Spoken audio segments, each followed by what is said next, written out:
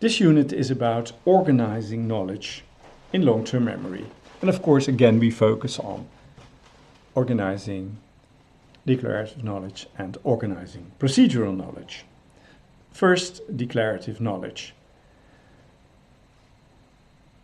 The basic idea you might have is that knowledge is represented in human memory, in long-term memory, in the form of nodes, of networks of nodes. So we have nodes which are connected, as you may think of neurons being connected through axons, and these neurons together form a network, and this network of nodes is how knowledge is stored, basically. But still, you can then try to imagine that there are various ways in which concepts are stored in networks, which together form, for instance, theories or rules of theories or bigger organizations of knowledge, basically. In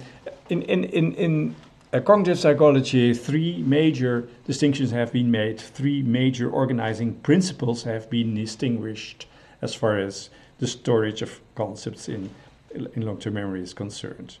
Feature-based networks, prototype-based networks, and concepts as family resemblances. We will discuss each of these three types of organizations.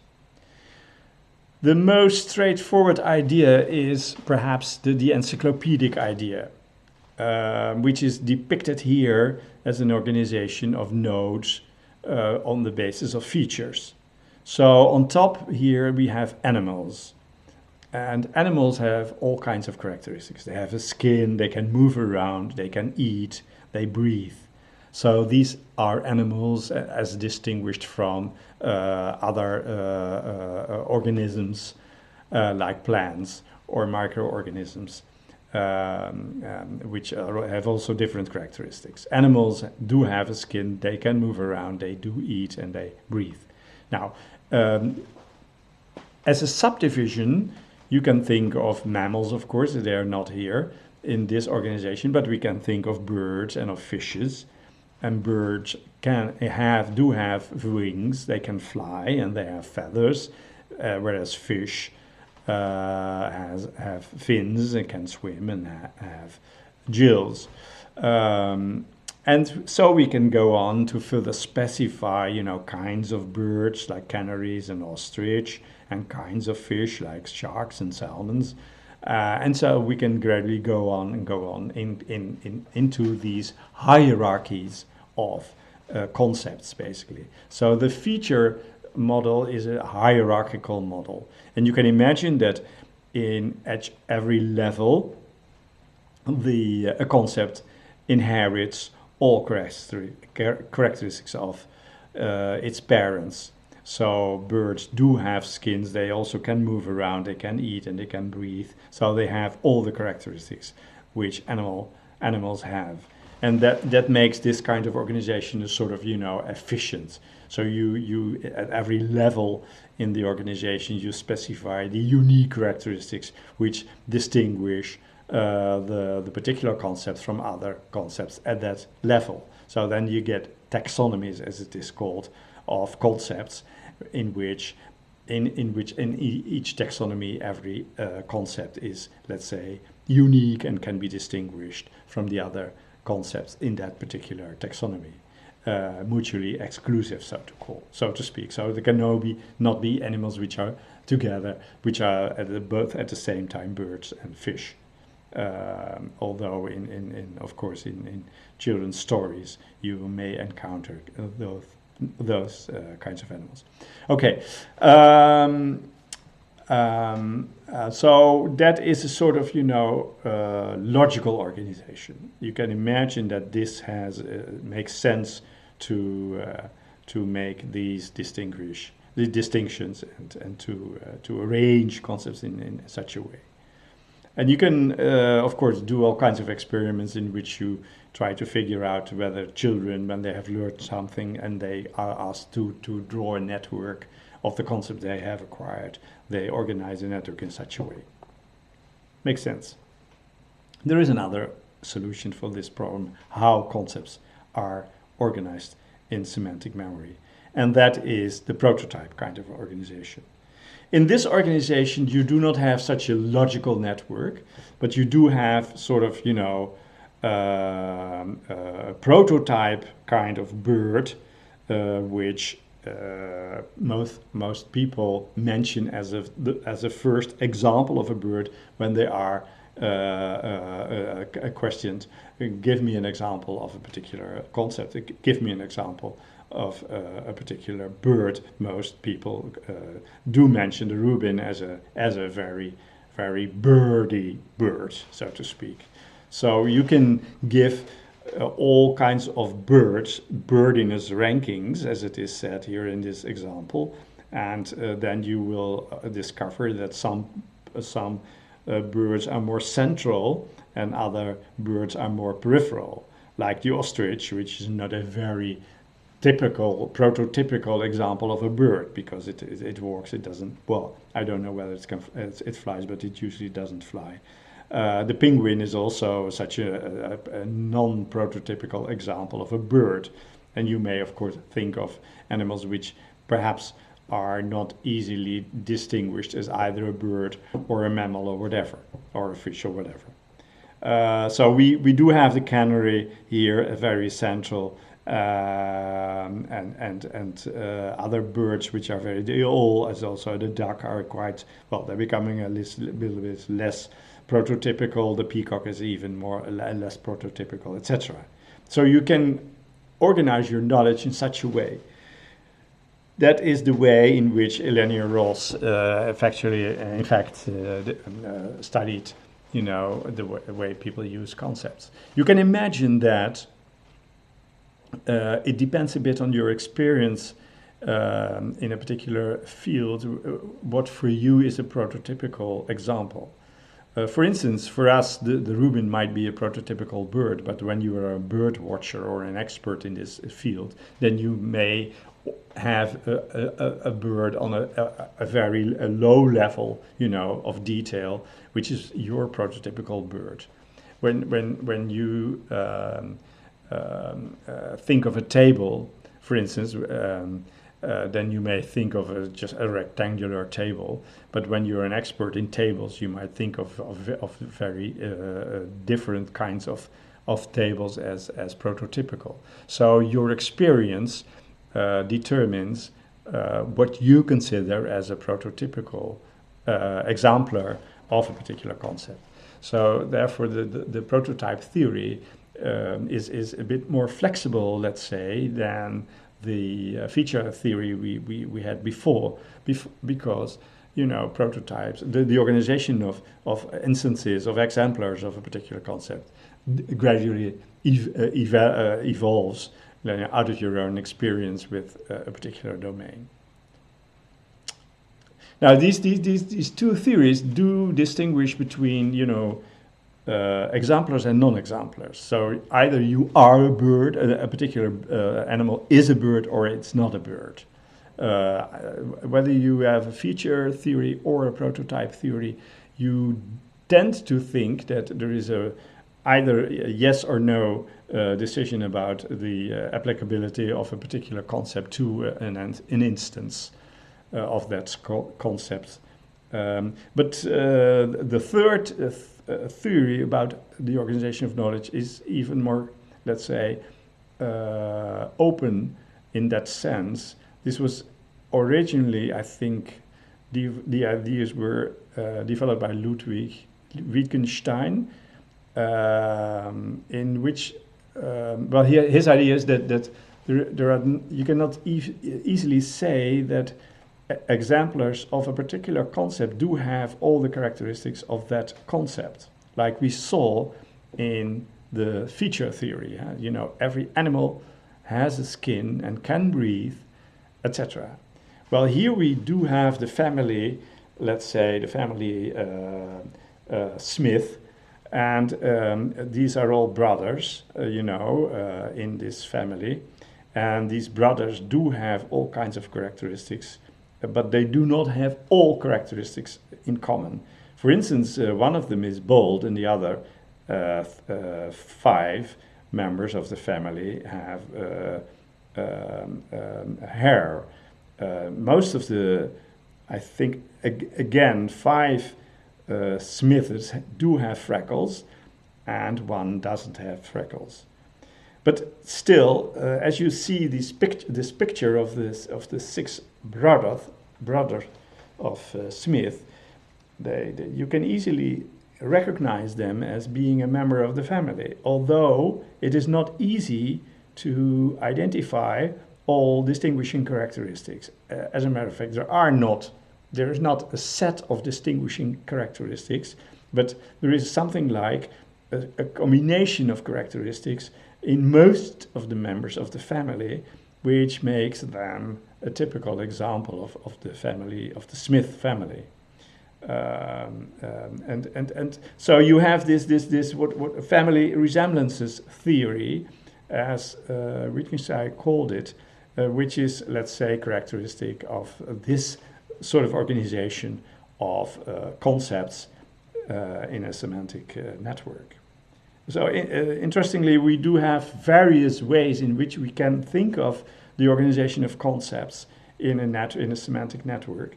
And it is interesting to compare these 3 different characteristics and see what the advantages and disadvantages are. And you can imagine that you may arrange experiments in which participants have to decide on, let's say,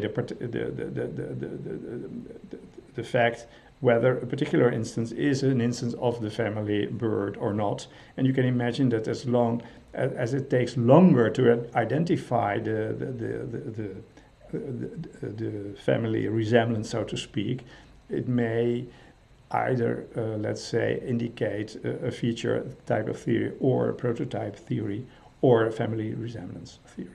So that is what people have done, actually counting seconds when participants had to decide whether a particular stimulus was an example or not of a particular concept. Okay, now we have been discussing transfer already, I think, but again we will focus now on transfer as a way of conscious abstraction. We discussed these network theories as, let's say, organizational principles, so to speak. So you can make use of those principles to make a conscious abstraction. You can try to extract, the characteristics of the Smith family and use these characteristics to identify another member of the family or another person which you encounter as being either a member or not a member of the Smith family. Because you have some idea of, these hairs and these freckles and other characteristics of the Smith family, and when you encounter a particular person, you might use these, let's say, these characteristics to identify, to decide on the question whether or not this particular person is a member of the Smith family. Now, that is what we call a sort of high road transfer, a conscious abstraction of characteristics which you use in a new situation in order to be able to use the concept to decide on whether or not a particular stimulus is an example of the concept or not. Okay, now we move on to organizing procedural knowledge. And here we encounter the model which I already announced, the model of John Anderson about the acquisition of cognitive skills. I already said that there is a sort of gradual change from strategies to skills. And that is what John Anderson called the ACT-R theory, in which 3 stages are distinguished: the cognitive stage, the associative stage, and the autonomous stage. Let me briefly explain what each of these stages entail. Imagine that you have to learn by heart a particular piece of music to play it on the piano.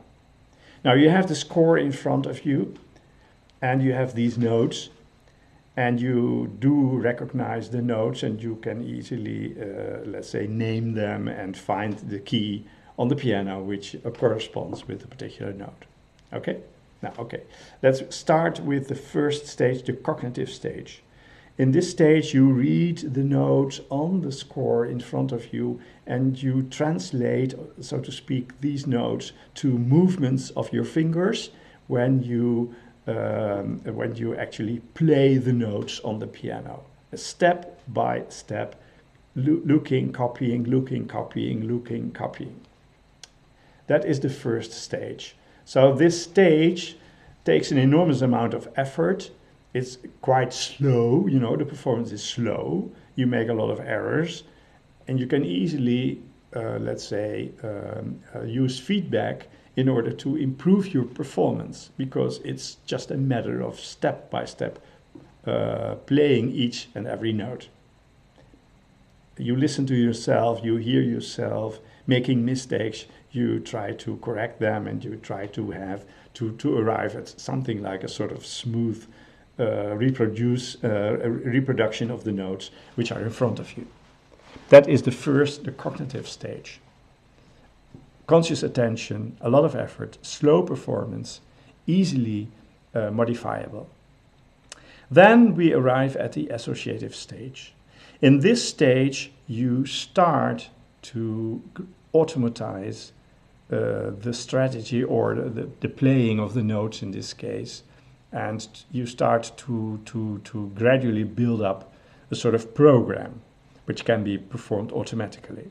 Now you can imagine that when you have this score in front of you, that there are particular parts, systems which you can easily reproduce because they are quite easy to do. So you have the easy, let's say, sequences in the score which gradually become automatized. So you just see the sequence and you play the sequence. You don't have to copy all the notes into finger movements, but you just play the whole sequence because it's so easy.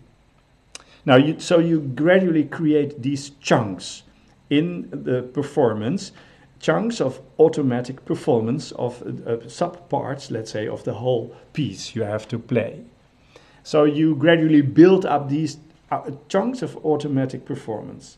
In between, there are the difficult parts which do need your attention, which do need the copy-paste, copy-play kind of performance. But you can imagine that gradually the number and the size of the chunks of automatic performance increase until a particular moment, a very happy moment, in which you can play the complete score automatically, having a look at the notes, but just letting your fingers play the piece as they have learned to do so. I remember I once saw a masterclass of Arthur Rubinstein on television. You know, he was a very famous pianist, and he was telling his students something like, you don't have to look to your fingers, because your fingers, and your hands do the work themselves. You have to concentrate on the music, on the emotional qualities of the music, and try to put that into your playing. Now, when I was watching that particular masterclass on television, I was thinking, okay, well, I'm an amateur pianist myself, so I thought, well, it takes me a lot of time in order to arrive at that moment at which you actually are able to perform the whole piece of music automatically. But that is the end of the associative stage. Then you have an automatic, let's say, sort of program which runs smoothly, fluidly, rapidly, without much attention, because it's completely automatic what's being done. But you cannot easily change any mistakes or wrong notes which have slept into this performance. So it's very difficult to change it because it has been automatized. The third stage is the autonomous stage, which is a stage in which you start to improve your performance also under, let's say, difficult conditions. So first you play the piece at home without any audience, and then you gradually start to increase the level of difficulty of the conditions by inviting your friends, perhaps, or by even moving toward a concert hall where you perform the piece. It's becoming more and more difficult to play the piece, but you gradually you continue, practicing until you are able to perform the piece in these new under these new conditions. So that's the autonomous phase. Okay. So that is a gradual organization of procedural knowledge, starting with strategies, the step-by-step performance with conscious attention, and ending with the automatic performance without conscious attention as a skill, which is run smoothly, but which is difficult to change, as I said. Okay. Now we return to the concept of transfer. So the low road transfer, as it is called, is the transfer by practicing, as it is said here, generalization over cases. And the high road transfer is what we discussed with the concepts, in which we consciously abstract, certain characteristics and use these abstracted characteristics to identify new examples of a particular concept or theory. You could try to combine these two views on transfer as a concept as such. So we have two types of transfer: the low road transfer and the high road transfer. The low road transfer is associated with developing skills, acquisition of cognitive skills, and the high road kind of transfer, the abstract sort of conscious approach, is associated with the transfer of knowledge concepts being applied in new situations. Okay, so now we have discussed the unit of organizing knowledge, and we have an idea basically about the way people make use of declarative and procedural knowledge.